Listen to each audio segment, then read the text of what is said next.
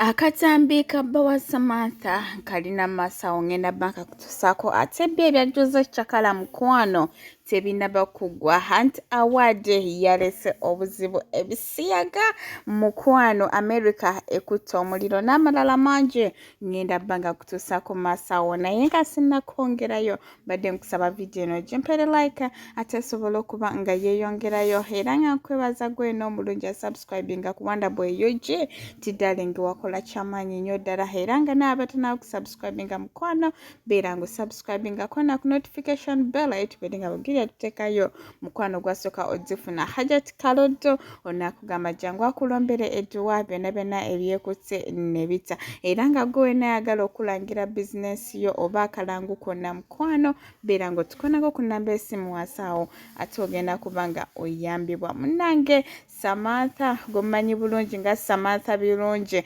anti akatambi kabawe kafulumye omanyi omugambo gwali mungi ogwayitinga ne mabega kawo bawe yatugamba bunera agenze bweru alina business zagenda okwasaganya naye mukwano anti akatambi kafulumye era nga mu Uganda yalimu era nga yalina omuntu omulala nga womanyi enkola ya YouTube anti tekiriza kupostinga video bwezito naye nga gwe wenna anaba aketaaze atojja kubanga onyiga kwe ye namba esimu waggulu ngenda banga nkakusindikira buterevu naye nga ko akatambi era nga Samantha olwategedde bineno mukwano teyasigadde kyekimu yazirise era wenjogerera ali mu ddwaliro mukwano ali so disappointed mu bawe anti abadde takikiriza nti omusajja asobola okimukola jjukira bano abantu bano bo basalawo obufumba bwabwe obulamu bwabwe buli kimu kyonna ate babere nga bakitambuliza ku TikTok buli kimu bakipostinga era mukwano ye Samantha olwabitegedde ate teyasigadde kyekimu naye nga nkujjeyo eyo yejoze chakala jjukira omukulu ne yawangudde award mu America naye bantu bangi bavudde nga bagamba ate tebategedde awards zineno zabadde za kirwansonga obedda bazisaachingako buli wamu ate nga tebaziraba era ye Godfather atugambye nti ebikintu kino kyandibanga kirimu emabega ebintu ebirala era nga video ngenda bangi kutusaako masaawo sagala ate mmere nga nkola ki nga mwogerera naye nga sinabagikutusaako ate nkasuke nkutuseeko Jose Chakala ye mwenyine nyine ngayogera male nkomero Eva anti ndowooza olaba ndieno apa musabali batya awadde wina uno wano sebo amba wakana abala biki tebetuga simanga Uganda ekutta omuliro zerandiro Jose Chakala Kongs uko congratulatinga olwokuwangula award mu America wagenze mu America one of the most sensitive countries ensenzibwe nnyo ez'okutuukamu naye wasobodde okugendayo ensenzi etagisa sente empitirivu okugendayo n'emisoso emiyitirivu gyonna wasobodde okugifuna n'ogendayo kale no tukongratulatinga okubeera nga wawangudde award mu nsi eri mu lutalo ne TikTok ng'eyagala kugiggala gwate n'owangulirayo award y'okubeera best African content creator mu category omutamanyiddwa muntu yenna gw'ovuganya naye mu award ezitalina website mu awards ezitalina video mu awards ezitabadde na mukolo gwonna abasiru bannayuganda ababonga batandika kongizi bannange si buli success omuntu gy'atuukako nti ebeera nnungi eri obulamu bwe success yonna etalina sitemu na mirandira ebambi era bangi nnyo baziyingidde ne bafundikira bubi buli lw'osanga omuti gw'ebibala gwonna nga gubaze bulungi nnyo naye nga tegulina sitemu na mirandira giwaniridde bibala biri oguwalampanga guyinza okubuuka ne kugenda gy'otaasobole so Jose Chakala America yagala kugala TikTok ate tesobola kukkirizaayo mukolo gupromotinga TikTok n'abakozesa TikTok kubanga TikTok ensi ezisinga zonna zigizudde ti TikTok is a spying app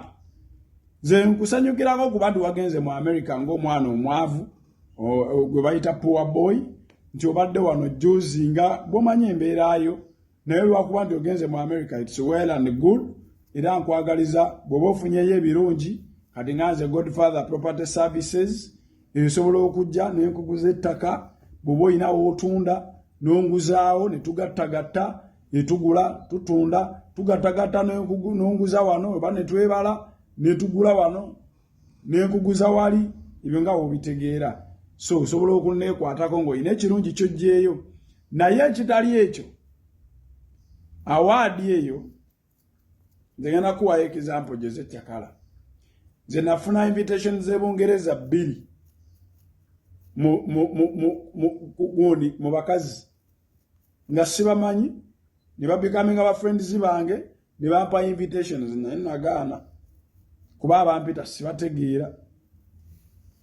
Waliwo n'omukazi yali agala okumpa omulimu eyo mbu ŋŋendeyo mbu tukole studio eddoboozi lino erisaakaala mbu simanya bwe tuba tukoze studio abakazi basobola okubeera nga bakuba amasimu ekiro nga bagenda okwebaka n'enjogerezeganyanga nabo eddoboozi eryo libeebasanya abakazi bagaagala Ebungereza naki naye nabitunuulira nti ne ŋŋamba ndi guno muti ogulina ebibala ebiwooma nga tegulina stem tegulina root ampise yaani era afunirawa era ŋŋenda mmanyi yaani ebibumba byange n'ensigo zange oba kyeba byonna nga bye nalowooza oba nali nkyali mu bwavu. Alabira ddala nti amaka gano mukyala na mwami nagamanye nagayingiriranga menyi n'agamenyi bakyala ffe twefumita ffe tulina ettima ku bannaffe ffe tuteeseza ogenda n'olaba ku mirimu eyo era nga mukazi yakuteeseza gwe ng'omukazi bakugobe. Ekikwasa ennaku nti ate ffe abakyala ate ffe twefumita ekyo mwagala kiwulira. Katonda wange tagenda kuwummula paka lwanaatuukiriza ekisuubizo kye yansuubiza kubanga kigenda kutuukirira mu linnya lya Yesu era nkirindiridde mu kukkiriza omukazi omwegendereza akkirize n'alindirira ekigambo kya Katonda ne kibaawo kubanga kiba kigenda kulabika. Kiba kigenda kulabika. Katonda akola ekigambo ekijja Katonda no tawummula paka lwakikola. Ebintu ku nsi kuno byonna bina expiry date okujjako ekigambo kya Katonda kyokka. Omukazi omwegendereza akkirize n'alindirira ekigambo kya Katonda ne kibaawo kubanga kiba kigenda kulabika. Kiba kigenda kulabika. Katonda akola ekigambo ekijja Katonda no tawummula paka lwakikola.